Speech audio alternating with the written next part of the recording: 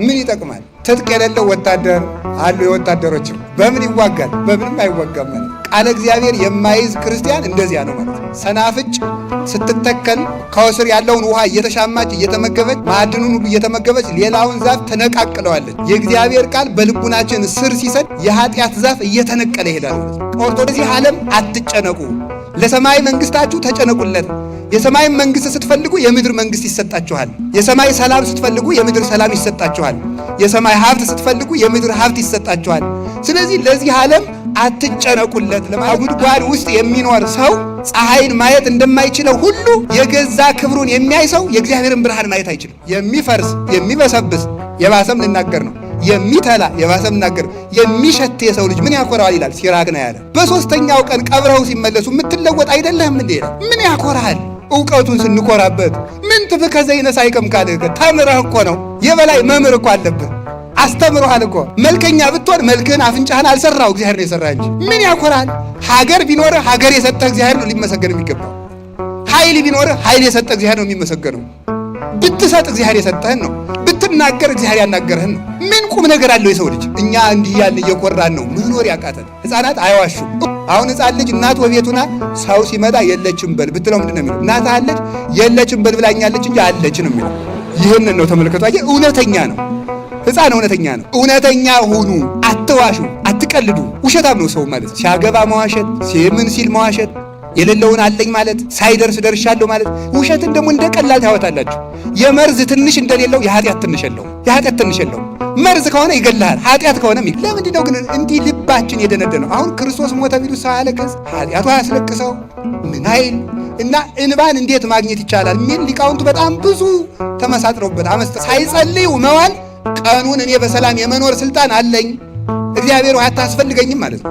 ማታ ሳይጸልዩ ማደር ሌሊቱን እኔ ራሴ እበቃዋለሁ ለሌሊቱ ጥበቃ አንተ አታስፈልገኝም ማለት ነው። ሲበሉ አለመጸለይ ምግቡ ጤና እንዲሆነኝ ራሴ ማድረግ እችላለሁ አትባርከው ማለት ነው። ሳይጸልዩ ማግባት ትዳሩን እኔ ራሴ እበቃዋለሁ ግድ የለም እግዚአብሔር አትምጣብኝ ቤቴ ማለት ነው። ይሄ እኮ ነው እውነቱ። አትጨነቁ። አሁን ስንጸልይ ሁሉ ጸሎቱ በሙሉ የሚያልቀው በጭንቀት ነው፣ በጭንቀት። ለዚህ ነው የሰኞ ውዳሴ ማርያም ደርሰን ዮሐንስ ወንጌል ደርሰን የምናገኘው። ለምን? ጸሎቱ ውስጥ በጣም ብዙ ጉዳይ አለ። የዛሬ ሳምንት ምንድን ነው መሆን? ለእገሌ የምከፍለው ብር ምንድን ነው? ወደፊት የምኖር ከየት ነው? ከማን ጋር ልኖር ይችላለሁ? እገሌ በቀደም ተከናንወኝ ምን ሆኖ ነው?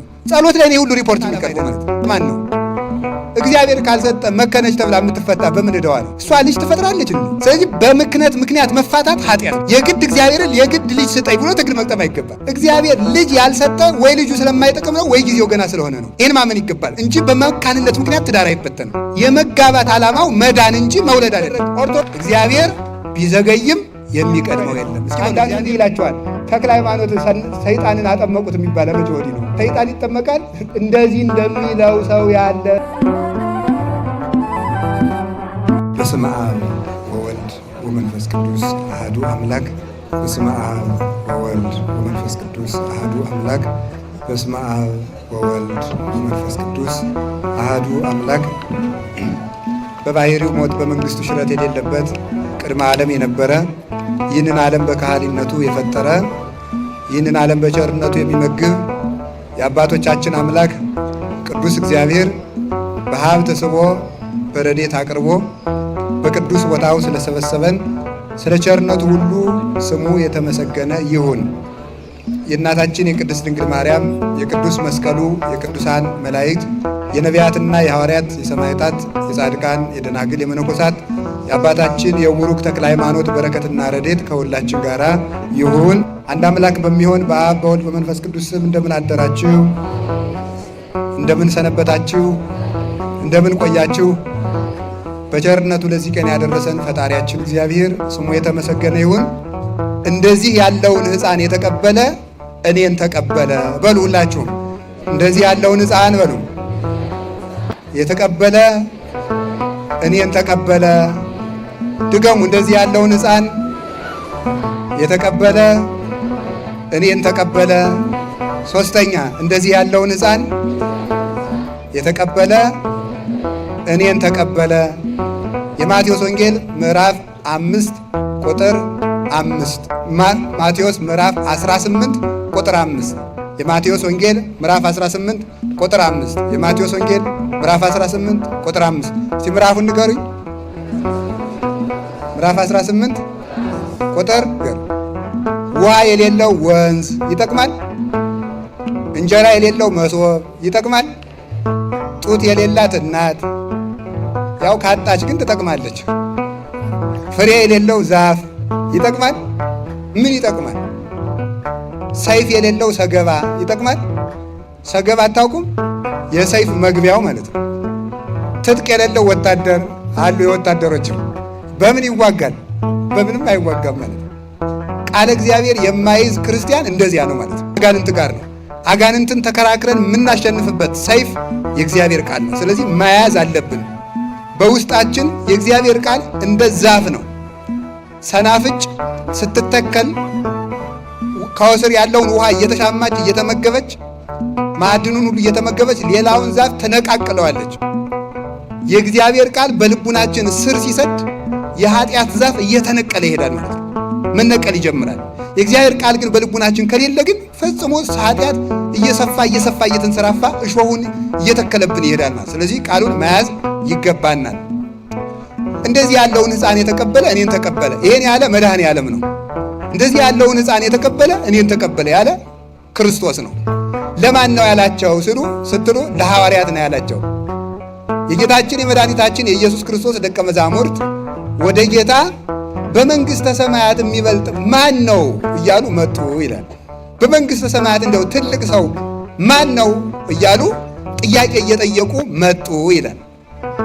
ይህ ጥያቄ የተነሳባቸው ምክንያት አለው። እኔ ነኝ ወይስ ሌላ ሰው ነው? እኔ ነኝ ወይስ ሌላ ሰው? አሁን ሐዋርያት ምን አሉ? በመንግሥተ ሰማያት እንደው ትልቅ ሰው ማን ነው አሉ። ጌታን ነው የጠየቁት። አንተ ነህ መባል ፈልጓል ሁሉም ማለት ነው። ይህ ክርክር የተነሳባቸው ደግሞ አስታከው ለመጠየቅ ነው። በሶስት ምክንያት ነው። ቅዱስ ጴጥሮስን ጌታ ሶስት ነገር ብሎታል። አንደኛ ስሞን ወልደ ዮና የዮና ልጅ ስሞን ሆይ አንተ ብፁዕ ነህ፣ ብፁዕ አንተ ስሞን ወልደ ዮና አንተ ብፁዕ ነህ፣ አንተ አለት ነህ፣ አንተ ኮክ አለት የሚል ስም አወጣልሃለሁ። ወበዛቲ ኮክ አንጻ ለቤተ ክርስቲያኔ በዚያች አለት ላይ ቤተ ክርስቲያኔን እሰራታለሁ። ወይክልዋ አናቅጸ ሲኦል አንቀልቅሎታ ወአማስኖታ የሲኦል ደጆች አናውጻቱም፣ ቤተ ክርስቲያንን በአንተ አለት ላይ መሰርታታለሁ ብሎ ለቅዱስ ጴጥሮስ ጌታ አለት የሚል ስም አወጣለት። አሃ እሺ፣ አለት የሚል ስም አወጣለት። ለእኛስ አላወጣም። እንኳን አለት ድንጋይ የሚል ስም አላወጣለን። እሺ ለምን? አንድ ጥያቄ በሉ። ሁለተኛ ደግሞ ምን ይላል? ወለከ እሁበከ መርአውተ ዘመንግሥተ ሰማያት ዘአሰርከ በምድር ይኩን እሱረ በሰማያት ወዘፈታይከ በምድር ይኩን ፍትሐ በሰማያት። በሰማይ ያሰርከው በምድር ያሰርከው በሰማይ ይታሰራል፣ በምድር የፈታኸው በሰማይ ይፈታል። የመንግሥተ ሰማያት መክፈቻ ቁልፍ እሰጥሃለሁ አለው። አሃ ቅዱስ ጴጥሮስ ነው የሚበልጥ ማለት ነው። ሁለተኛ ጥያቄ። ሶስተኛ ደግሞ አንድ ቀን ጸሐፍት ፈሪሳውያን ተሰብስበው መጡና መምህር አሉት ጌታን። አቤት። ለቄሳር ግብር እንክፈል አንክፈል? ክፈሉ ቢል አረ የሰውዬ ፖለቲከኛ ነው ሊሉት፣ አትክፈሉ ቢል ደግሞ በመንግስት ላይ ያምጻል ሊሉት ማለት ነው። ችግር እኮ ነው እናንተ። ከሰው ጋር መኖር እኮ ችግር እኮ ነው። ክርስቶስን በዚህ አጣብቂ ጥያቄ ጠየቁት ማለት ነው። ከዚያ በኋላ ጌታን ምን አሉት? ሳንቲሙ የማሲ ሳንቲሙን አምጡት አላቸው። አመጡት። ዘመኑ ውእቱ መልኩ ወመጽሐፉ፣ ከመጽሐፉ ላይ የተጻፈው ስምና ፎቶ የማን ነው አሉ። በቀኝ በኩል የኪሩቤል ስዕል አለው፣ በግራ በኩል የቄሳር ስዕል አለው። ሊያስቸግሩ አይደል የመጡ? በሉ እንግዲያስ የቄሳርን ለቄሳር የእግዚአብሔርን ለእግዚአብሔር ስጡ አላቸው። ምን ማለት ይመስላል? አንድ ጎኑን ለቄሳር አንድ ጎኑን ለእግዚአብሔር ስጡ ማለት ይቻላል? አንዱን ሳንቲም አስቸግረው ስለመጡ አስቸጋሪ መልስ መልሶ ሰደዳቸው ማለት ነው። እንዳይችሉ አደረጋቸው። ጥሩ በዚህ ተረተናል አሉና ሌላ ቀን ከበድ ያለ ጥያቄ አመጡ። ለደቀ መዛሙርቱ ቀረብ አሉና መምህራችሁ ግብር የማይከፍል ለምንድን ነው አሉ። አሁን የማይታለፍ ጥያቄ አመጡ። በሐሳብ የመጣውን በሐሳብ ረታቸው። አሁን በተግባር መጡ። መምህራችሁ ለምን ግብር አይከፍልም አሉ።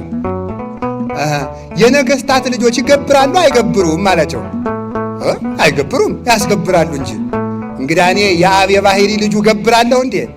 አስገብራለሁ እንጂ የንጉሥ ነገሥት የአብ ልጅ እኮ ነኝ እኔ፣ የንጉሥ ልጅ እኔም ንጉሥ ነኝ አላቸው።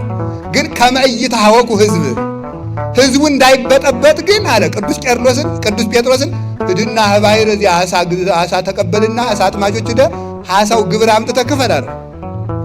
ከዚያ በኋላ ተመልከቱ ምን አደረገ? አሳው ሲወጣ ከአሳው ውስጥ ምን አገኘ? ወርቅ ዲናር አገኘ። ከዚያ በኋላ ያንን ከፈለ። ምን አደረጉ መሰላችሁ? ሕግን ማክበር ስለሚገባው የሕግ ባለቤት ስለሆነ ግብር ከፈለ። ጌትነቱን ለመግለጥ ግን ለእኔ ባህር ትገብርልኛለች እናንተ ገብር ትሉኛላችሁ አላቸው። እኔ ባህርን የማስገብር የባህር ፈጣሪዋ ነኝ። እንስሳት አራዊት ለእኔ አውቀው ይገብራሉ። ምድር ትገብርልኛለች፣ ሰማይ ለእኔ ይገብራል። ይባርክዎ ኩሉ ግብረ እግዚእ ለእግዚአብሔር። እግዚአብሔር የፈጠራቸው ፍጥረታት ሁሉ የምስጋና ግብር ለእግዚአብሔር ያወጣሉ። ሶስት ነገር ለይቶ ስላደረገለት ዛሬ ቁርጡን ማወቅ አለብን። ማን ነው ትልቅ ብለው ጠየቁት። እሱ ደግሞ ነገሩን ከጉዳይ ያወጣና ወፀዋ አሃደ ሕፃነ ወአቀመ ማእከሌሆሙ። ነገሩን ጴጥሮስንም ሳይጠራ ዮሐንስንም ሳይጠራ ቶማስንም ሳይጠራ ሌላውንም ሳይጠራ አንድ ሕፃን መጣና ከመካከላቸው አቆመ። ሕፃን ነው። ያን ሕፃን አቆመና ምን አላቸው? አማን አማን እብለክሙ እመ ኢተመየጥክሙ ከመ ዝንቱ ሕፃን ኢትበጉ ውስተ መንግሥተ እግዚአብሔር።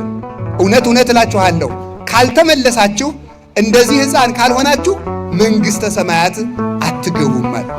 ዛታሃተ ርእሶ ከመ ዝንቱ ሕፃን ውእቱ የአቢ በመንግሥተ ሰማያት። እንደዚህ ሕፃን ራሱን ዝቅ ያደረገ ሰው በመንግሥተ ሰማያት ትልቅ ሰው የሚባለው ይህ ነው አለችው። እንደ ሕፃን ካልሆናችሁ መንግሥተ ሰማያት አትገቡም አለችው። እንደ ሕፃን ካልሆናችሁ ማለት ምን ማለት ነው? ይችን ልንገራችሁ። አንድ ሰው መንግሥተ ሰማያት ለመግባት እንደ ሕፃን መሆን አለበት። ሕፃናት አላችሁ? ዛሬ የሕፃናት ቀን ነው በእውነቱ። እንደ ሕፃን ካልሆናችሁ መንግሥተ ሰማያት አትገቡም። የሕፃናትን ጠባይ አንድ ሁለት ሶስት ልንገራችሁ። አንደኛ ሕፃናት አንዱ ጥሩ ጠባያቸው ምንድን ነው? አማኞች ናቸው። አሁን ለዚህ ነው ኦርቶዶክስ ተዋሕዶ ቤተክርስቲያንን የሚነቅፉ ከኛ ቤተክርስቲያን ውጭ የሆኑ አንዳንድ ሰዎች ምን ይላሉ? ኦርቶዶክስ ተዋሕዶ ቤተክርስቲያን ሕፃናትን ለምን ታጠምቃቸዋለች? መጀመሪያ እምነት መቅደም አለበት ይላል። ለመሆኑ የሕፃንን ያህል የሚያምን ሰው አለ? በፍጹም የለም። ሕፃን ምንም ጥርጥር የሌለበት አማኝ ሕፃን ነው። ጥርጥር የሌለበት ሃይማኖት ከሌላችሁ መንግሥተ ሰማያት አትገቡም ማለት ነው። ሁለተኛ ደግሞ ሕፃን ምን በላ ምን ጠጣ፣ የሚቀጥለው ዓመት ምን ይሆናል ብሎ አይጨነቅም። ዘንድሮ ድርቅ ይሆናል፣ ፖለቲከኛ በዛ፣ ሰው ተፋጀ ብሎ ይጨነቃል? አይጨነቅም፣ ፈጽሞ አይጨነቅም። ለዚህ ዓለም አትጨነቁ፣ ለሰማይ መንግሥታችሁ ተጨነቁለት። የሰማይ መንግሥት ስትፈልጉ የምድር መንግሥት ይሰጣችኋል። የሰማይ ሰላም ስትፈልጉ የምድር ሰላም ይሰጣችኋል። የሰማይ ሀብት ስትፈልጉ የምድር ሀብት ይሰጣችኋል። ስለዚህ ለዚህ ዓለም አትጨነቁለት ለማለት አንዱ የሕፃን ጠባዩ ይሄ ነው። ሕፃናት አይጨነቁም። ሶስተኛ ደግሞ ሕፃናት ለክብራቸው አይጨነቁም። አይገርማችሁ? አንጥፉልኝ አይሉ፣ ጎዝጉዙልኝ አይሉ፣ ተለቅ ያለው ነው አይጨነቁም። ትውት ናቸው ማለት ነው። ቁጭ ብሎ ጭቃው ላይ ማለት ሰው በወርቅ ተቀምጦ እነሱ ሄደው ጭቃው ላይ ቁጭ ይላሉ። ለክብርህ አትጨነቅ። ለክብሩ የሚጨነቅ ሰው በእግዚአብሔር መክበር አይችልም። ጉድጓድ ውስጥ የሚኖር ሰው ፀሐይን ማየት እንደማይችለው ሁሉ የገዛ ክብሩን የሚያይ ሰው የእግዚአብሔርን ብርሃን ማየት አይችልም። ሁልጊዜ እንቁራሪት አሉ የምትጮህ ባህሩን የማስተዳድረው እኔ እየመሰላት ነው አሉ። በጣም እኮ የሚገርማችሁ ማለት ማታ ማታ ወንዙ ስጮህ አትሰማትም? እንቁራሪት የምታቅራራ የባህሩ ጌታ እኔ ነኝ ብላ ነው ማለት ነው። ግን የሚያኖራት ማን ነው? ባህሩ ነው የሚያኖራት። ባህር ያኖራታል እንጂ እሷ ባህሩን አታኖረውም። ሰው ከሌለ ዘንድ እኛ ነው ሰው የሰው በላይ ይሆን ይመስልናል በእውነቱ ማለት ነው። ስለዚህ ትንሽ ከጸለይን፣ ትንሽ ከጾም፣ ትንሽ ከሰገድን እኮ ኩራታችን እኮ አያስቀምጥም። ስንፈርድ ገና መጸለይ ከመጀመራችን ሳምንት ሳይሆነን እገሌ እኮ አይጸልይም። ገና መጾም ከጀመራችን 3 ቀን ሳይሆነን እገሌ እኮ አይጾምም። አየሁ ይሄን አውደልድል ስንት ቤተክርስቲያን እየጠፋ ይላል። ተመልከቱ። አንድ ሴትዮ ገዳም ዕለቱን ገብታ አሉ እሳት እየሞቀች እሳቱ ፍንጥር ብሎ ፈጃታል። ፍንጥር ብሎ ሲፈጃት ዕለቱን ገዳም የገባች ዕለት ነው። እናንተ እኛን ጻድቃኖችን እንዲህ የበላ በዓለም ያለውንም እንዲህ ሊያደርገው ነው አለች። ዕለቱን ገብታ ማለት ነው። ይገርማል እኮ በእውነቱ ማለት ገና ምኑንም ሳንጀምረው ማለት ነው። አንድ ነገር ሳንጀምር መመጻደቅ መኩራት እንጀምራለን ማለት ነው። እኔ እንዲህ ያለው ጻድቅ ነኝ፣ እንዲህ ያለው ጸሎተኛ ነኝ፣ ጸበልጅ ብዙ ገዳማ ታውቃለህ። ብዙ ገዳም ነው የምታውቅ እንጂ ገዳማዊ አይደለም። ሕፃን ልጅ ለራሱ ክብር አይጨነቅም። አሁን ዓለምን የሚያፋጀው ምንድን ነው? ለራሱ ክብር መጨነቅ ነው። ሁሉም ሰው የኔ ዘር ታላቅ ነው ይላል። የማን ዘር ነው እንግዲያ? ትንሽ እንደው ግሩም ነው። ሁሉም ሰው የኔ ዘር ትልቅ ነው። ሁሉንም ሰው ስሙት ማለት እኛ ኢትዮጵያውያን ደግሞ ስትሉ እኛ ሶማሊያውያን፣ ቀጥል እኛ ናይጄሪያውያን፣ ቀጥል እኛ ሞሮኮውያን፣ ሁሉም ማለት ነው። እኛ እንደዚህ እኛ እንደዚህ እንዲህ ያለውን ኩራት ነው መተው። ልናገር አንድ ቃል አይከፋችሁም? የሚፈርስ የሚበሰብስ የባሰም ልናገር ነው። የሚተላ የባሰም ልናገር ነው። የሚሸት የሰው ልጅ ምን ያኮራዋል ይላል ሲራክ ነው ያለ። የበላይ መምህር እኮ አለብህ፣ አስተምሮሃል እኮ። እንዲያውም ቅዱስ ባስልዮስ እኮ ዘቂሳርያማ ሲናገር ምንም ሊቅ ብትሆን የፊደሉ መምህር ይበልጣል። ፊደል አስተምሯል። ፊደልን ያላወቅበት ጊዜ ነበር። ስለዚህ የፊደል መምህር ይበልጣል። ምን ያመጻድቃል? ብትማር ዕውቀቱ ተጭኖብህ። ሰው እንደ ሜሞሪ እኮ ነው። መምህር ጭኖብህ ነው ያወቅከው። መልከኛ ብትሆን መልክህን አፍንጫህን አልሰራው እግዚአብሔር ነው የሰራ እንጂ። ምን ያኮራል? ሀገር ቢኖርህ ሀገር የሰጠህ እግዚአብሔር ነው ሊመሰገን የሚገባው። ኃይል ቢኖርህ ኃይል የሰጠህ እግዚአብሔር ነው የሚመሰገነው። ብትሰጥ እግዚአብሔር የሰጠህን ነው። ብትናገር እግዚአብሔር ያናገርህን ነው። ምን ቁም ነገር አለው የሰው ልጅ? እኛ እንዲህ ያልን እየኮራን ነው መኖር ያቃተን፣ ከሰው ጋር መኖር ያቃተን። ባልና ሚስት መኖር ያቃታቸው እኔ እሷም የራሷን ክብር ስናገር እኔ እነገሌ ዘር የነደጃዝማች ገሌ ዘር አያቴ ቄስ ነበሩ። አያትሽ ነው ቄስ እንጂ አንቺ ቄስ አይደለሽም። አያቴ ቄስ ነበሩ፣ አጎቴ የመርጌታ ናቸው። ምንም ቁም ነገር የለው። አንተ ምንድነህ ነው ቁም ነገሩ? እንደነ አያቴ ግብረ ሰላም ሲያበሉ ግሩም ነበር። አንተ ግን እየሰረክ ትበላለህ። ክርስቲያኖችን የሚጨፈጭፍ አንድ ጨካኝ ንጉሥ ነበረ። ክርስቲያኖችን ከውሻ ጋር እያታገለ የሚዝናና የሚደሰት ከውሻ ጋር እያበላ እሱ የሚስቅ ሰው ነበረ። ሰው ገሎ እጁን በደም የሚታጠብ ሰው ነበረ። ማን የኔ ሰራዊት ምድር ጠበባት፣ ምን ይቻላቸው? እኔን የሚዋጋኝ ማን ነው አለ። ሌላ የፋርስ ንጉሥ መጣና ሰራዊቱን ጨርሶ እሱንም ማርኮ ወስዶ ከዙፋኑ ስር አስጎንብሶ ወደ አልጋው ሲወጣ እሱን እየተረገጠ ይወጣ ነበር። እንደዚህ ያደርጋል እግዚአብሔር ማለት እንደዚህ ያደርጋል። ጎንደር ላይ አፄ ቴዎድሮስ ሰውን ሁሉ ተሰብስበው እግዚአብሔር ምን ያደርጋል የሚል ጥያቄ ጠየቋሉ። እግዚአብሔር ምን ያደርጋል ብለው ሊቃውንቱ ጠየቁ። ሁሉም ሊቃውንቱ እግዚአብሔር ማለት ምን ፈጥሯል፣ እግዚአብሔር እንዲህ ብሏል እያሉ መለሱ። አንድ ተማሪ እኔ ልመልሳለሁ እና አበላሉት። አይ እንግዲህ ጠያቂ እህታችሁ ነው፣ ተጠያቂ ወንበሩ ነው የሚጠየቅ። እኔ ወንበር ልሁን ሰው ቁሞ ይጠይቁ አላቸው። ሕግ አይደል? ምን ያደርጋሉ? ለቀቁ። ወንበራቸው ተቀመጠና እግዚአብሔር እንዲህ ያደርጋል አላቸው። ምን ያደርጋል? እግዚአብሔር ምን ያደርጋል? እንዲህ ያደርጋል። እሰውን አስለቅቆ ሌላ ሰው ይሾማል ማለት ነው። እግዚአብሔር እንዲህ ያደርጋል። ስለዚህ ተመልከቱ፣ ዙሮ ማየት። ሰው ሲሾም ያልተሾመ ሰው እንደነበረ ይረሳዋል። አመድ እንደነበረ ይረሳዋል። እናቱ ስንት ነገር አድርጋ እንዳሳደገችው ይረሳዋል። ዙሮ ማየት አይችልም። ስለዚህ ለራሳችሁ አትጨነቁ።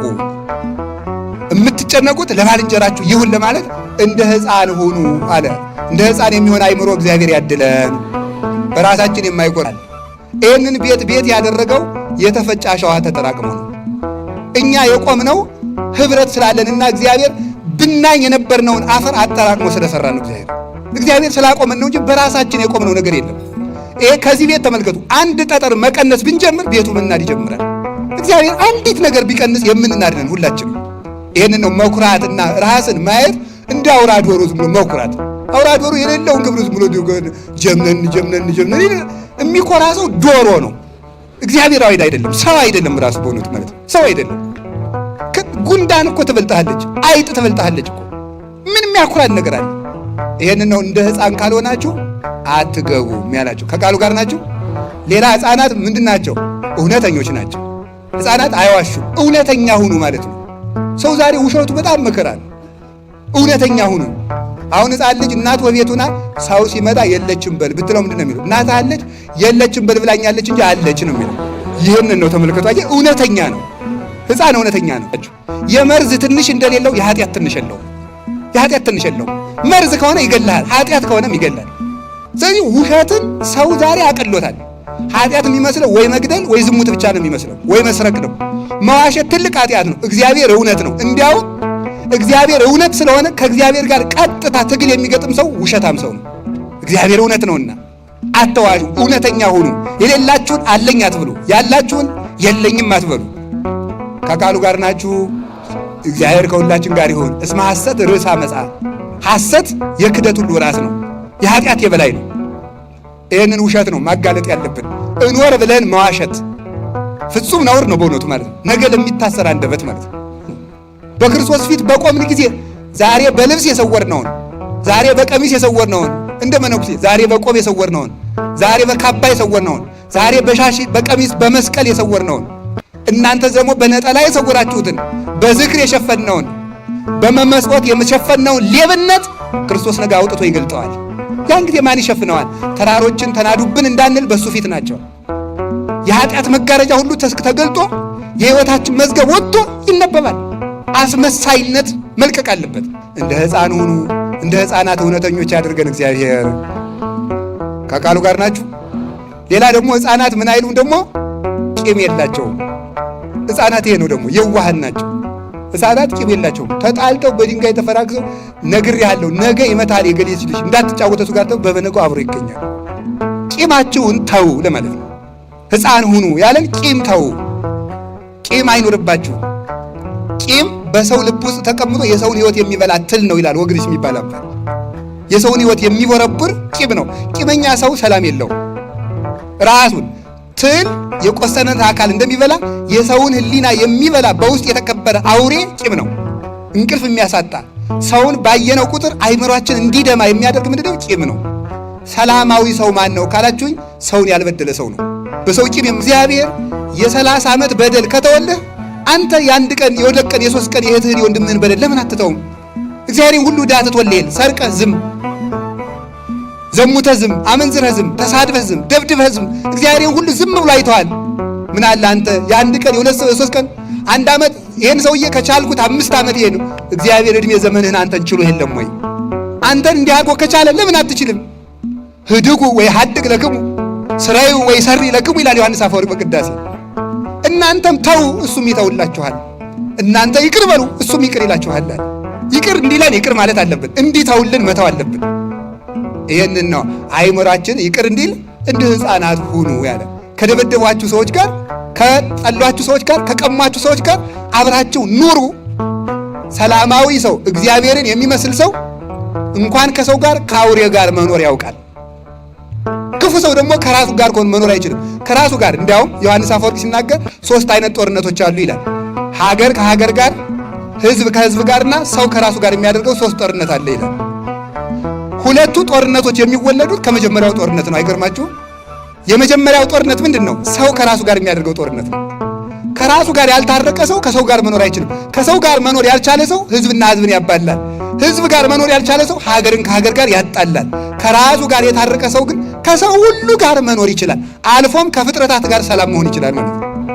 ሌላ ደግሞ የህፃን ጠባይ፣ ህፃን አንዱ አካሉ ምንድን ነው? አካሉ ቀላል ነው ይላል። ደግሞ ይገርማል። አካሉ ምንድን ነው? አቤት እያጽቆ ይላል። ተመልከቱ። በውስተ ሁሉ ፍናው ይላል። ተመልከቱ። በቀጭን መንገድ ለመሄድ አካሉ አያስቸግረውም። ሕፃን ልጅ ሹሉክሉክሉክ ትላለች በጠባቧ ሁሉ ማለት ነው። አጭር ነው፣ ቀጭን ነው። ስለዚህ በፈለገው ማለፍ ይፈልጋል። ይበጽሕ ሀበ ዘፈቀደ፣ ወደ ፈቀደው ምን ይላል አለ ይደርሳል። ለምን? አካሉ ቀላል ነው ይላል።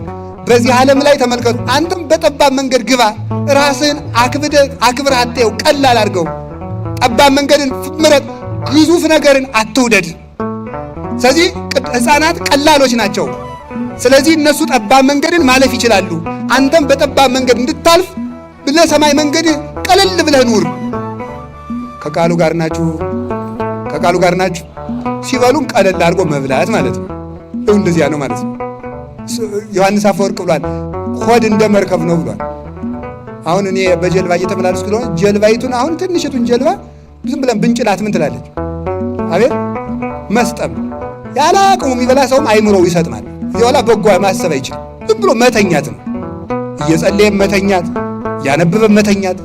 አይምሮ ሁሉ ግዙፍ ስለሆነ ጭንቅላቱ ይሰጥማል። ሆድ ምንድን ነው ካላችሁኝ፣ መብል ሆድን ያሰጥማል፣ ሆድ አይምሮን ያሰጥማል፣ አይምሮ ሕይወትን ያሰጥማል። በዚህ ነው የሚሰጥመው ሰው። ሆዳም ሰው አይምሮ የለውም፣ ለሰውም አያስብም። ገበሬው ራሱ ይሌለ እንዴ በቃሪያ የሚበላ ሰውና በጫማ የሚሄድ ሰው ለጓደኛው ያዝ ነው። ቃሪያው ሲያቃጥለው ዝም ብሎ መገምደል ነው። እንጀራውን እጨርሰዋለሁ የለ ምን የለ ዝም ብሎ መብላት ነው ማለት ነው። እሱ ለቃሪያው ማብረጃ ነው የሚበላ ዝም ብሎ ማለት ነው። በጫማ የሚሄድም ባልንጀራ አይነሽ ወይ ወጋዋል አይደል። ስለዚህ ተመልከቱ፣ ለባልንጀራ እንዳናዝን የሚያደርግ ምንድነው? ሆዳምነት ነው። ቅዱስ ያሬድ ይጠይቃል። እፎ አምሰጥዎ ለመጽብብ ከመይባእዎ ለመርብ ይላል። ቅዱሳን ጠባቡን ሀገር እንዴት ብለው አለፉት ብሎ ይጠይቃል ቅዱስ ያሬድ። እንዴት ብለው አለፉትና ደሪሆሙ ወታጊሶሙ ታግሰው ነዋ ይላል። ታግሰው ጸንተው አለፉት አለ። ጠባቡን አልፈው እንዴት ከሰፊ ሀገር ተደረሱ? እና አቡነ ተክለ ሃይማኖት እና አቡነ ገብረ መንፈስ ቅዱስ እንዴት ይሄንን ጭንቅ የሆነ ዓለም አለፉት ሲባል ታግሰው ሰውነታቸውን አቅልለው ወደ መንግሥተ ሰማያት መግባት ቻሉ። ጠባቡን ዓለም አለፉት። የሕፃናት አንዱ ጠባያቸው ይህ ነው። ከቃሉ ጋር ናችሁ። እግዚአብሔር ከሁላችን ጋር ይሁን። ሌላው ሕፃናት ሳይመረምሩ ይታዘዛሉ። እስኪ ሳይመረምሩ ይታዘዛሉ በሉ። ምን ሳይሉ ይታዘዛሉ? ሳይመረምሩ ይታዘዛሉ። ሳይመረምሩ መታዘዝ ምን ማለት ነው? አይ ይሄ ነገር አይሆንም፣ ይሄ ነገር አይሆንም አይሉ ይታዘዛሉ። እንዲህ አድርግ እሺ፣ ይሄን እንዲህ አድርግ እሺ። ሲደረግ የታየውን ሁሉ ያለመመርመር ይታዘዛሉ። እንደዚህ ሁሉ ለፈጣሪያችን ሳንመረምር መታዘዝ አለብን ይላል። ለአባቶቻችን መታዘዝ አለብን። አባ ጳውሎስ እና አባ ዮሐንስ የሚባሉ ሁለት አባቶች ነበሩ እና ደቀ መዝሙሩን ምን አለው መሰላችሁ? ከቃሉ ጋር ናችሁ። ሂድና አሉት፣ ሂድና ከጅብም የሚበልጥ ከነብርም የሚበልጥ ከአንበሳም የሚበልጥ ከዘንዶም የሚበልጥ ከአውሬ ሁሉ የሚበልጥ አንድ ጨካኝ አውሬ ነበር። ያ አውሬ እየመጣ መቃብር ቤት ውስጥ ከብት እያደነ በግ እያመጣ ይመገባል። ሂድና ከዚያ መቃብር ቤት ውስጥ ከዚያ አውሬ ስጋ ቀምታ አምጣልኝ አሉ። መነኩሴ ነው፣ ባይታዊ ነው። እንዴት አድርጎ ይቻላል? ኋላ ጭራሽ ደግሞ ምን ይሉታል? እሺ ብሎ የደሱ ሳይጠራጠር መታዘዝ በተፈጥሮ የማይቻለውን ኃይል ሁሉ ይሰጣል። እሺ ብሎ ሲሄድ ምን አደረገ መሰላችሁ? ወደዚህ አራቅ ሲል ቆይ አንድ ነገር ረስቼ ጆሮውን ይዘህ እየጎተት ካምጣልኝ አሉት። በጣም አስቸጋሪ ጥያቄ ነው። አውሬውን ጭራሽ ስጋዞ መምጣት ከባድ ነው። እንደገና ደግሞ ምን ማለት አውሬውን ዘን እሺ አለ። እሺ አለ። ኋላ ምን አሉ? ራቅ ሲል ደግሞ እንዲህ አሉ። እምቢ ያለህ እንደሆነ አባ ዮሐንስ ነው የሚባሉት። አባ ዮሐንስ ና ብሎ አልበለዋል። ኋላ ሊበላ አደ ስጋውን ይዞ ሊመጣ አደ የአውሬ አገሳ ሊውጠው ስድግው ሊውጠው ሲያገሳ እኔ አይደለሁም አባ ዮሐንስ ና ብለዋል ሲለው እሺ ብሎ መጣለት። እየጎተተ ይዞት መጣ፣ አስረከበው ማለት ነው። ይሄ ሁሉ የሚያመጣው ምንድን ነው? መታዘዝ፣ ለእናት አባት መታዘዝ፣ ለካህናት። እንዲያውም ቅዱስ ጳውሎስ ምንድን ነው የሚለው? ለእግዚአብሔር ብላችሁ ለጠማማም ቢሆን ታዘዙ። እስቲ በሉ ለእግዚአብሔር ብላችሁ በሉ። ለምንም ቢሆን ታዘዙ። ለጥመቱ አንታዘዝም፣ ለጠማማው ነው የምንታዘዝ። ለጠማማው እንታዘዛለን፣ ጠማማነቱን አንቀበልም። ለጠማማ ሰውም ቢሆን ታዘዙ። ለጠማማ ሰው ስትታዘዙ ከመዘለ እግዚእነ ለክርስቶስ እንደምትታዘዙ ቁጠሩት። መታዘዛችሁ ምን ያደርጋችኋል? ያከብራችኋል። አንድ አባ ዳንኤል የሚባል የተከበረ አባት ነበረ። ስሙ የተጠራ መነኩሴ፣ ተአምርን የሚያደርግ በገድል ተቀጥቅጦ የኖረ ኃይለ እግዚአብሔር ያደረበት ነበር።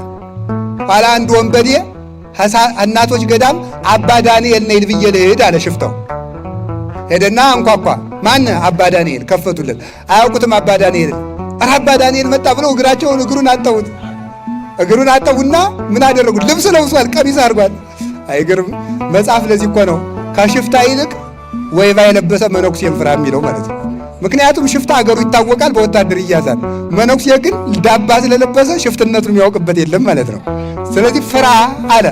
ኋላ ምን አደረገ? ደግሞ እንደዚህ ስላችሁ ጊዜ መነኩሴ ሽፍታ ነው በሉ፣ እንደ ጭልፊት እየሞጨልፋችሁ ማለት ነው። ምን አደረገ? ከዛስ ምን አደረገ? ሄድና ለብሷል ቀሚስ። አባ ዳንኤል መጣ ብለው አጠቡት። አጠቡና አንዲት የታመመች መነኩሴት ነበረች። እጣቢውን ሲደፉበት ተነሳች፣ ተፈውሳ ማለት ነው። እምነታቸውና መታዘዛቸው አባ ዳንኤልን እንዳጠቡ ተቆጠረላቸው። ወንበዴ አጥበው ምንድን ነው የምታደርጉት? እኔ እኮ ሽፍታ ነኝ ወንበዴ ነኝ አለ። አይ አባ ዳንኤል መስለህን ነው። በኋላ እሱም ደግሞ ለካ የእነዚህ ሰዎች ሃይማኖት እንዲህ ያደርሳል ብሎ ተጸጽቶ መንኩሶ ለምናኔ በቃ ደግሞ እሱ ማለት ነው ሽፍታው ራሱ ተመልሶ ማለት ነው።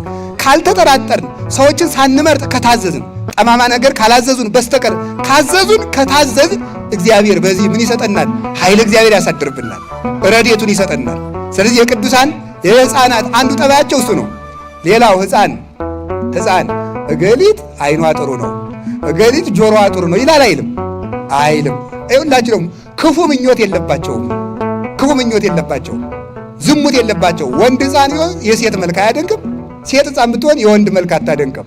ስለዚህ ምኞትን ቆርጣችሁ ጣሉ ነው። አይ በዚች ነገር ያስተላለፈው መልእክት ብዛት ምኞትን ቆርጠህ ጣል ነው። ምኞትን ለመቁረጥ አይንን መመለስ ነው። ቅዱስ ዳዊት ሚጦላ አይንቴ ከመይራ ከንቶ፣ አይኖቼ ከንቱ ነገርን እንዳያዩ መልሳቸዋል። አይኖቼ ከንቱ ነገርን እንዳያዩ መልሳቸው። ማን ያለ ቅዱስ ዳዊት የሰው ልጅ አይምሮ ከካሜራ በጣም ብዙ ሚሊየን ጊዜ አቅም አለው፣ ቀርጾ ያስቀራል።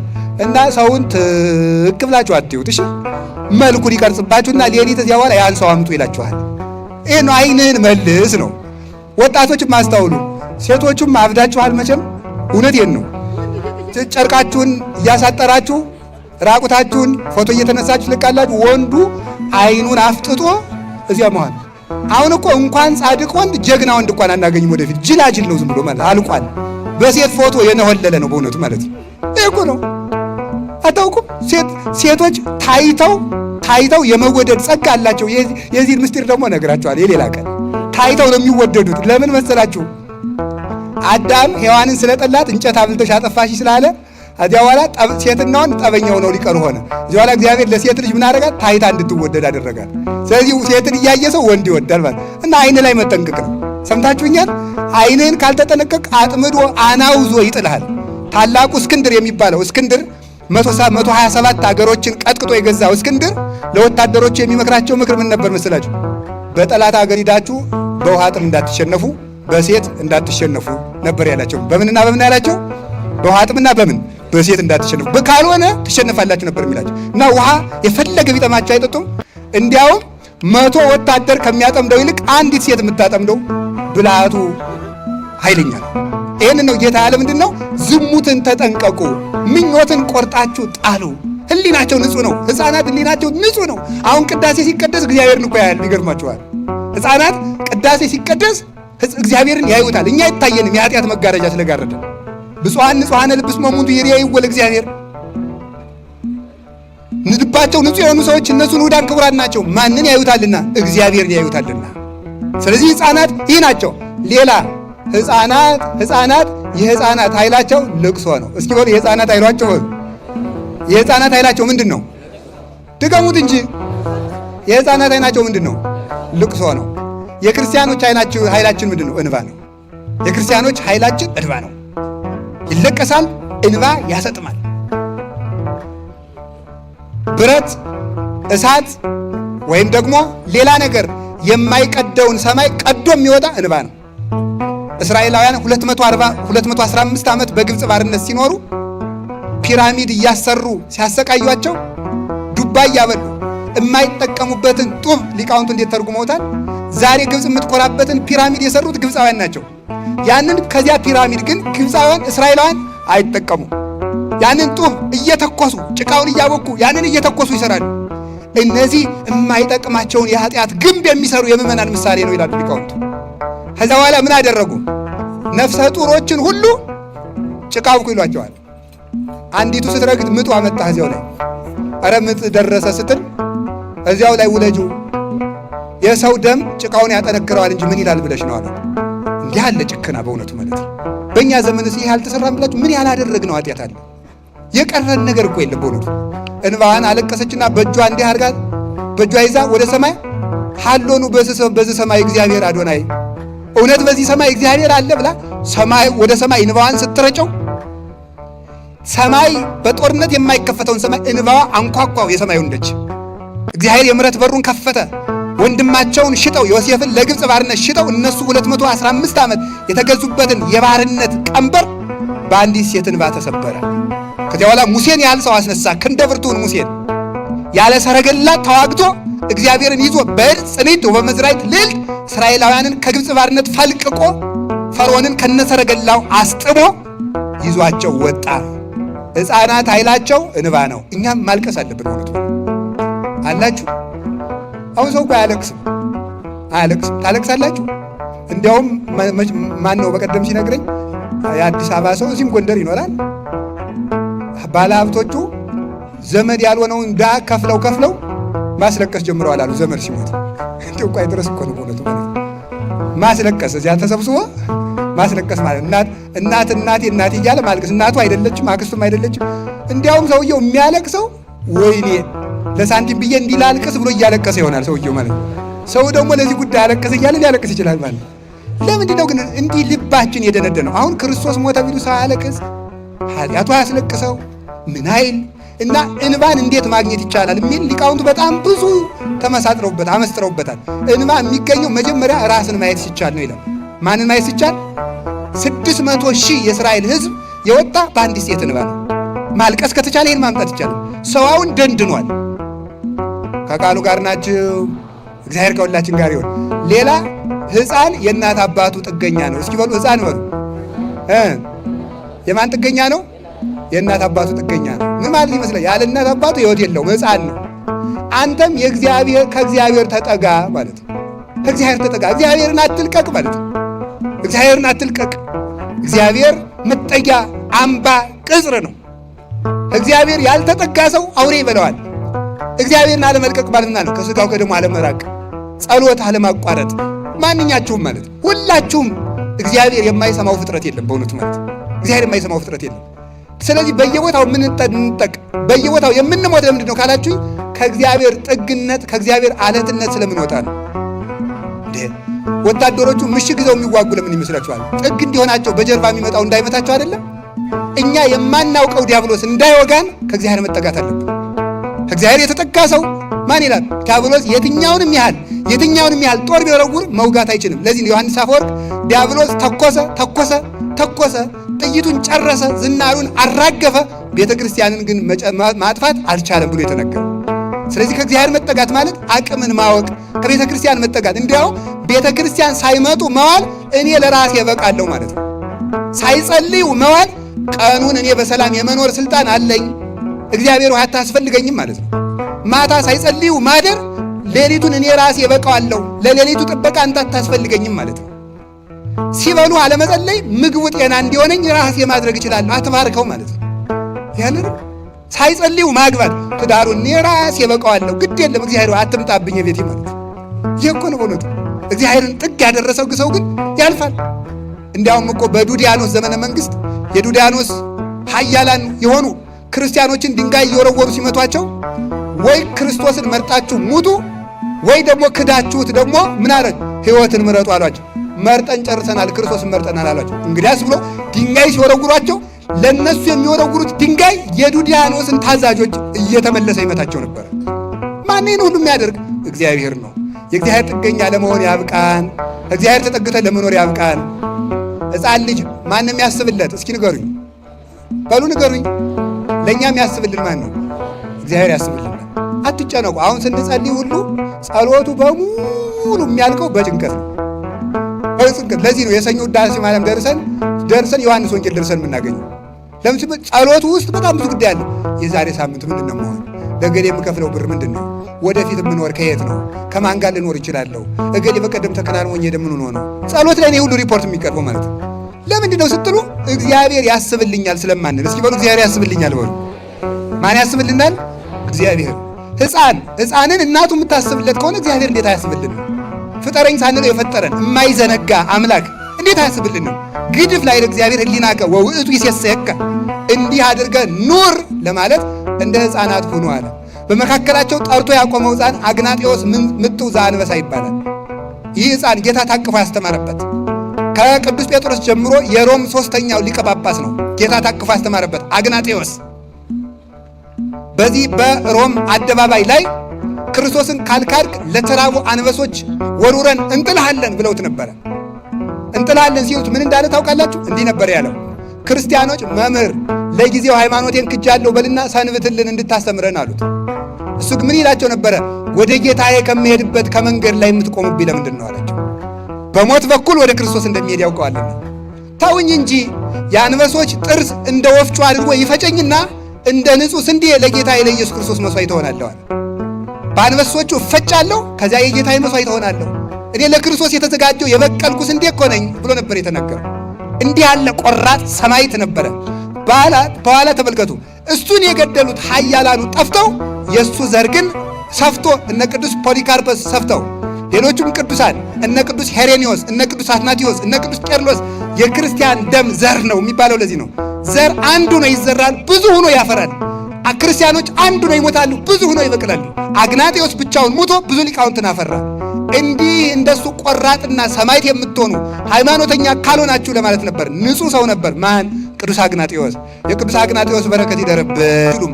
ይህን ሕፃን የተቀበለ እኔን ይቀበላል ማለት እንደ አግናጤዎስ ያለ አኗኗር ያለው ሰው እኔ አድርበታለሁ። አንድ ሁለተኛ፣ እንደዚህ ሕፃን ቅዱስ የሆነውን እንደ አግናጤዎስ ያለውን ቅዱስ በምልጃ በረዴት የተቀበለውን ሰው እኔን ተቀበለ። ስለዚህ ምን ማለት ነው? እንደዚህ ሕፃን ያለውን የተቀበለ እኔን ተቀበለ ማለት ቅዱስ አግናጤዎስን የተቀበለ ክርስቶስን ይቀበላል። ቅዱስ አግናጤዎስን መስለው እንደዚህ ያለውን ያለ ይህን ሕፃን ብቻ አላለም። ቅዱስ አግናጤዎስን መስለው የተወለዱ ቅዱሳንን ሁሉ የተቀበለ እኔን ይቀበላል። እንግዲያውስ በቅድስና የተወለዱ ሕፃናትን ቅድስና ማክበር፣ ምልጃቸውን ማመን፣ በስማቸው መማፀን ክርስቶስን መቀበል ነው። ከነዚህም አንዱ አቡነ ተክለ ሃይማኖት ይባላሉ ለማለት ነው። የሁሉ ዙሪያ ከነዚህ አንዱ አቡነ ተክለ ሃይማኖት ናቸው። ዛሬ ልደታቸው ነው። ለምንድን ነው የምናከብረው? ሕፃን የእሳቸው ልደት ለምን እናከብራለን? እንደዚህ ያለውን ሕፃን የተቀበለ እኔን ይቀበላል ብሏል። የተክለ ሃይማኖትን ልደት ማክበር የክርስቶስን ልደት ማክበር ነው። ለምንድን ነው እንደዚያ የሚሆነው? ለክርስቶስ የኖሩ ስለሆኑ፣ ለክርስቶስ የኖሩ ራሳቸውን ጥለው የኖሩ ስለሆኑ እንዲያውም አሁን ዛሬ በየሜዳው እየመጣ ኢየሱስን ተቀበል ይላል። ኢየሱስን ተቀበል ይለኛል። እኔ ተክለ ሃይማኖትን ስቀበል ኢየሱስን ተቀብያለሁ። ሐዋርያትን ስቀበል ኢየሱስን ተቀብያለሁ። እናቱን በእናትነት ስቀበል ኢየሱስን ተቀብያለሁ። ይሁን ቅዱሳንን የተቀበለ ክርስቶስን ይቀበላል። እንዲያውም ቅዱሳንን የሚያቃልል ሰው ክርስቶስን አይቀበልም ማለት። ምክንያቱም እሱ ምን ብሏል? ይህን ሕፃን የተቀበለ እኔን ይቀበላል ብሏልና። ቅዱሳንን የማይቀበል ሰው ክርስቶስ በሱ አድሮ አይኖርበትም። ወደ አባታችን ወደ አቡነ ተክለ ሃይማኖት ልደት ልወሰዳችሁ። እንደዚህ ያለውን ሕፃን የተቀበለ እንደማን ያለውን? እንደ ተክለ ሃይማኖት ያለውን፣ እንደ ቅዱስ ቂርቆስ ያለውን። አቡነ ተክለ ሃይማኖት አባታቸው ጸጋ ዘአብ፣ እናታቸው እግዚ ሐረያ ይባላሉ። በሸዋ ክፍለ ሀገር የነበሩ የተመረጡ ባልና ሚስት ናቸው። ከተመረጡ ከተከበሩ ቅድስና ካላቸው ቤተሰብ የታጨች የእናታችን የእግዚ ሐረያ ስሟ የቀድሞ ስሟ ሳራ ትባላለች። ታጭታ ለጸጋ ዘአብ ለንጹሕ ካህን ለንጹሕ ዲያቆን ለጸጋ ዘአብ ታጨች። ስትመጣ ሰራተኛ ነበረች። እጇ ከመፍተል ከመስፋት ከመስራት የማይወዝን ትጉ ታማኝ ንጽሕት ምራት ነበረች ማለት ነው። ኋላ የጸጋ ዘአብ አባት አይቶ ይችንስ ሳራ ብቻ አይደል መባል ያለባት፣ ሳራ ሳይሆን መባል ያለባት እግዚ ሐረያ ጌታ የመረጣት መባል አለባት። እንዴት ያለች ትጉ ሃይማኖት ያላት ጸሎት ያላት እጇ ከመስራ ከማይወዝን ጌታ የመረጣት አላት። የኋላ እናት አባቶቻቸው ሞቱ። ጸጋ ዘአብና እግዚ ሐረያ አብረው ብቻቸውን ኖሩ። በትዳራቸው ተከባብረው ሲኖሩ እሱ የተቀደሰ ካህን ነበረ፣ ከቤተ ክርስቲያን የማይለይ ቦ አመይ ገይዝ ለአጢነ ዕጣን፣ ቤተ ክርስቲያን ዕጣን ለማጠን የሚሄድበት ነበረ ጊዜ ነበረ። ወቦ አመይ ገይዝ ለዘምሮ ዳዊት ለመዝሙረ ዳዊት፣ ዳዊት ለመጸለይ ቤተ ክርስቲያን የሚሄድበት ጊዜ ነበረ። ይህን ሁሉ በቀን ነው የሚያደርገው። ወቦ አመይ ገይዝ ለምህሩ ሃይማኖት፣ ሃይማኖትን ለማስተማር ወደ ቤተ ክርስቲያን የሚገሰግስበት ጊዜ ነበረ። 5-6 ጊዜ ወደ ቤተ ክርስቲያን ይገሰግስ ነበረ። ማን? ጸጋ ዘአብ። እንዲህ ያለ ካህን። እሷም የታመነች ነበረች። አንድ ቀን እግዚ ሐረያ እንዲህ አለችው፣ ወንድሜ ብትሰማኝ ምክር መክር ነበር አለችው። የሚስት አንድ እርዳታዋ ምክር ነው። ብትመክረኝ መክር ነበር አለችው። መልካም ከሆነ ሰማሻለሁ አላት። አይ ገንዘባችን ሁሉ ለድሃ እንስጠው ምን ያደርግልናል አለችው። አይ ምክርሽ መልካም ነው፣ ግን ደግሞ መጽሐፍ ለመስጠት አትቸኩል፣ ኋላ ትጸጸታለህ ይላል አለ። አይ እግዚአብሔርን በመቃብር ማን ያመሰግነዋል ብለህ ነው? ከሞትን ወዲያ እንመጸውተው እንወቅበት አለችው። መልካም ነው። ሕንፃ ወውሉድ የአብዩ ስመ ወምኔሆሙ ብእሲት እንተሰናይ ልባ። ሕንፃና ልጅ ስም ያስጠራሉ። ከዚህ ሁሉ ይልቅ ልቧ ያማረች ሚስት መልካም ጸጋ ናት። እንዴት ያለ ምክር መከርሽን! እሺ አላት። ኋላ ገንዘባቸውን በሙሉ ለድሃ መጸወቱ። ሰራተኞቻችንም ነፃ እናውጣቸው አለቻቸው። ገረድ ሎሌ አይባሉ። እዚያ ላይ ምን አለ? በሉ እንግዲህ ሰራተኞች ሁሉ ነፃ አውጡ። ሎሌዎችም የእግዚ ሐረያ ወንድም ተባሉ፣ ገረዶችም የእግዚ ሐረያ የጸጋ ዘአብ ወንድም ተባሉ፣ ገረዶችም የእግዚ ሐረያ እህት ተባሉ እንጂ እንግዲህ ገረድ ሎሌ አትባሉ፣ ነፃ አውጡ አሏቸው። ምን አረግነ እናንተ የምንለይ አጥፍተን እንደሆነ ግረፉ እንዳሏቸው።